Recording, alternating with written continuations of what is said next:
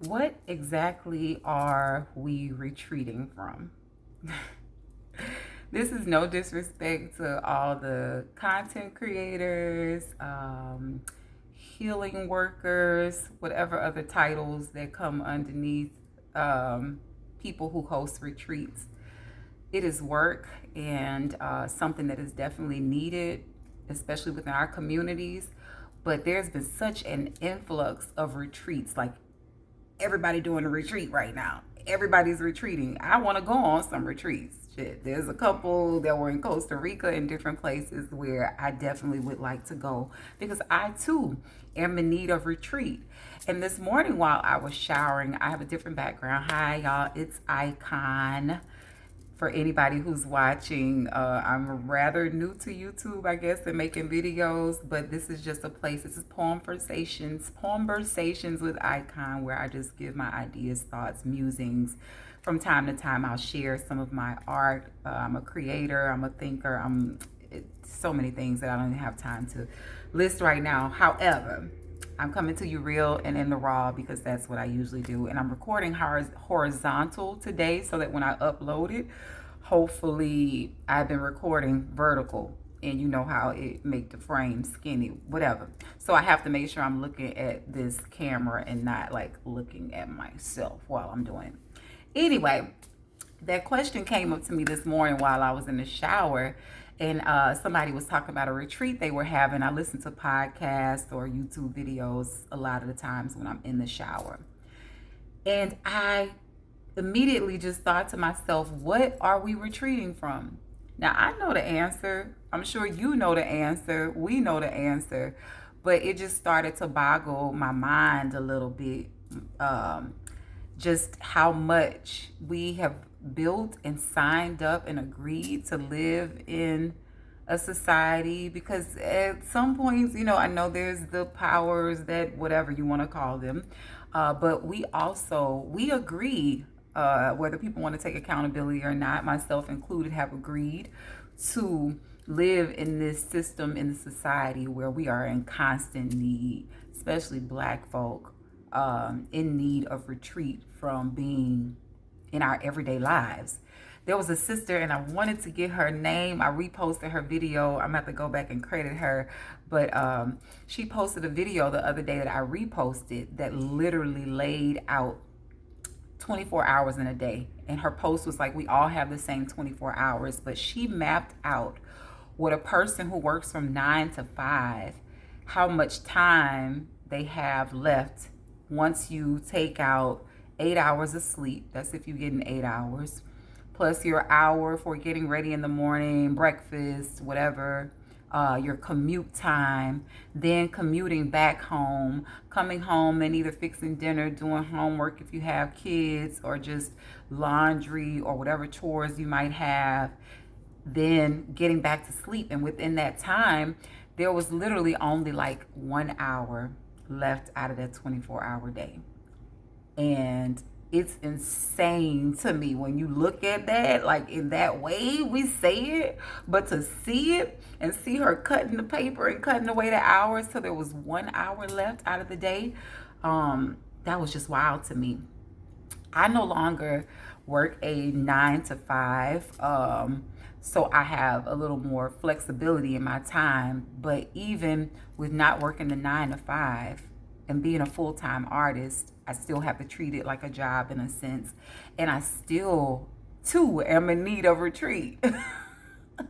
And we can laugh at it, but it's also saying the more I feel like they enslaved they. Oh, I hate that third day. Because who was the they? We don't even know who the days are. We just know there's this overlooming power structure that is based in capitalism, which is also based in slavery. And we are enslaved by comfort. Yes, enslaved by comfort. I thought about that the other day. I ordered Uber Eats and I'm like, oh, I'm sitting here ordering food and somebody else is working. But the more we have the comforts, I didn't want to throw out a brand or whatever either. I don't know if that'll jack my video up, but I was ordering food.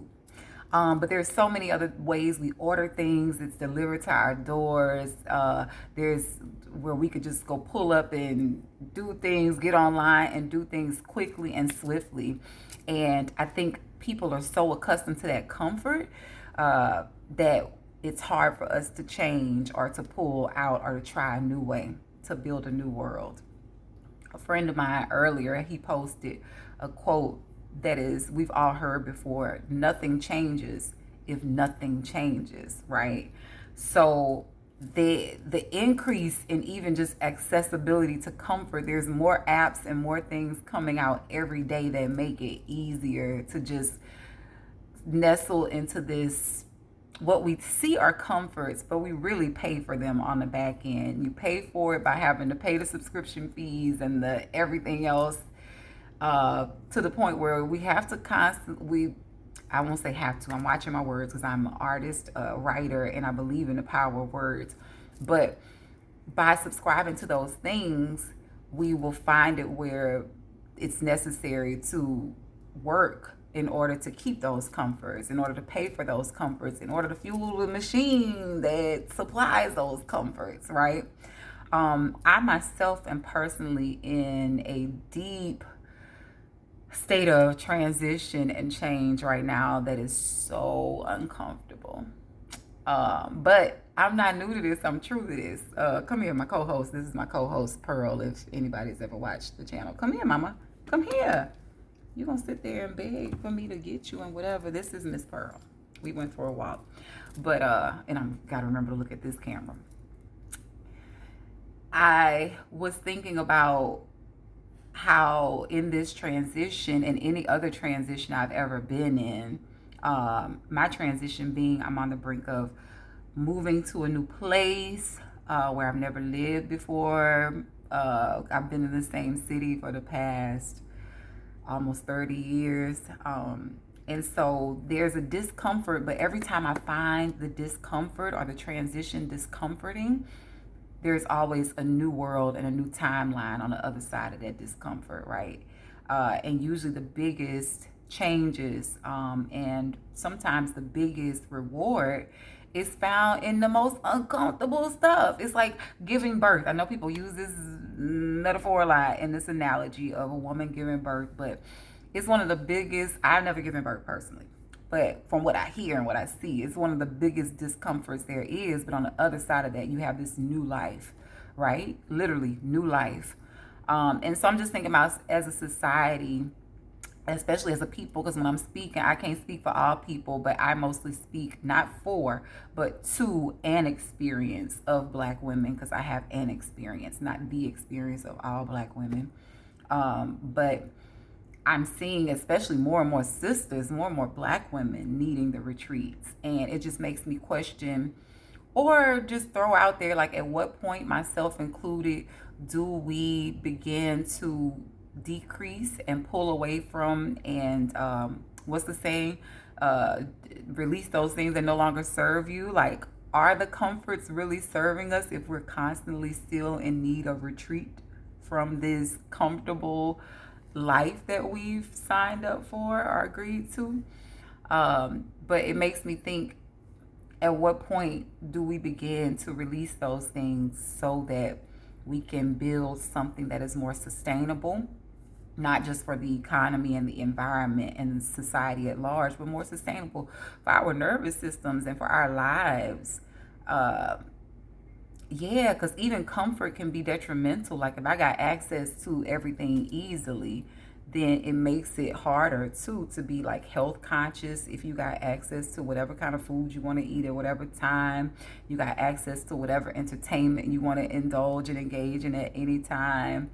Yeah, and not saying we got to be Little House on the Prairie or some shit, but hey, I am here for a different way where life itself is the retreat. And then when you think about the word retreat too, that was another thought that came to my mind. The thoughts just be bubbling up like most people, right? Or like a lot of people. I don't say most people because I don't know how people be thinking. I know how I think. when we think about what the word retreat means, it's usually like a surrender, or when we think about it in terms of war, it's like allowing your enemy or allowing another force or opposition to like have precedence or dominion or domination over you. And the fact that we constantly need to like back up and back away and retreat just says a whole lot.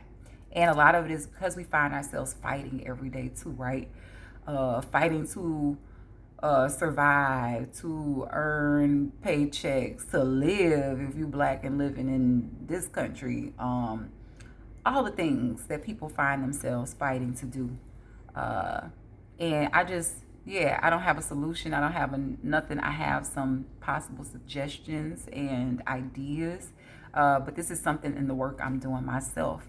What can I do so where I ain't got to be retreating all the time? A good vacation is nice, and a good whatever is nice. But, and when we're retreating, are we going to just like, is it a temporary solution is also my question. I know in a lot of retreats people are learning tools and learning things that they can bring back and use, but it's like if the environment is continuing to decline, and also we get back and get inundated with all the things and overstimulated, are we even able to use a lot of the tools that we learn at the retreats?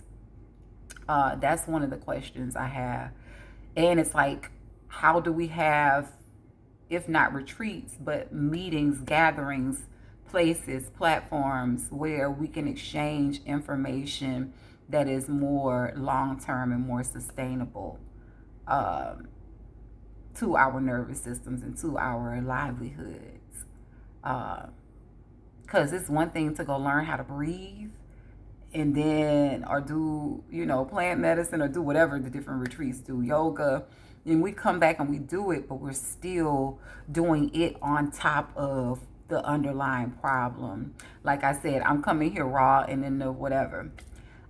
Because there was a time when like I would always cover up the problem with the makeup, right? It's like the makeup is, I could go to makeup class and learn how to do my makeup and beat it to perfection. But it's like if I don't address the underlying issue, which was, or which is, or whatever, I'm gonna say which was, because I'm claiming flawless skin in the year 2026 and our Lord and Savior, whatever. But if we are taking those things, those tools, and they're the makeup, it's like we still come back to the underlying problem, which is the problem skin, or the problem society, the problem economy, the problem capitalism, the problem all of that we have to live in every day. So that's just my thoughts. What are we retreating from? And when do we stop retreating and like actually start living and thriving and not needing to retreat, but where our everyday life feels like an exhale? So that's all I got to say. As I always say, take that and do with it what you will. I'm going to do my best, I said on this channel, to try to share more. I have been moving and doing a bunch of other stuff, and so it was harder to share. But I heard a sister who I watch also talk about this YouTube challenge and how she got her channel popping. Again, I said this is a place for me to document my journey, whether one person watches it or 1,000 or 10,000 or 1,000,000 people watch it. I need to document this for myself so I can go back and look. But I do want to challenge myself just for the sake of my own discipline. As I say, discipline is one of the highest forms of self-love, and I love myself, so I need to stick to being disciplined about things that I say I want to do. And if sharing on this channel, if I took the time to even start the channel, then I owe it to myself to see it through. So I did a 21-day posting challenge before on my Instagram. So now I think I want to challenge myself to, I was going to say 90 and just jump in, Abby. But that's going to be not hard, but it's going to be challenging considering what all I got going on and how I'm going to be moving around. So I want to challenge myself to a 30-day posting. Since I was able to do 21 on Instagram, and I'm also one of those people that's not going to edit all this stuff. I'm turning the camera on, I'm talking, I may make a thumbnail, I'm posting that thing. That's what it is.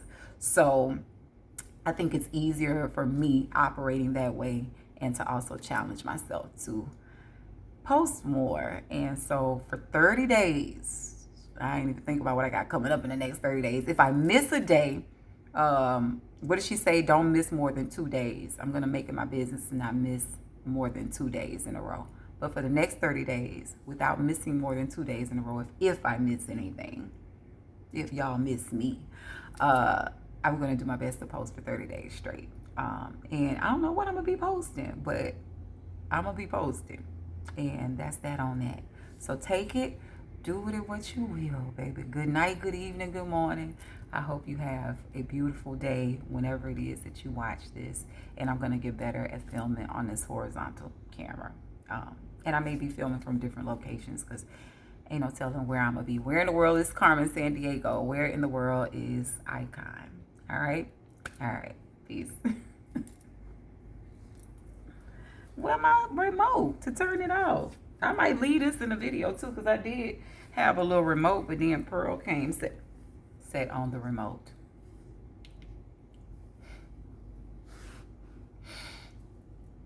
Oh, and I still ain't turned it off. Pooh, how I turn this off?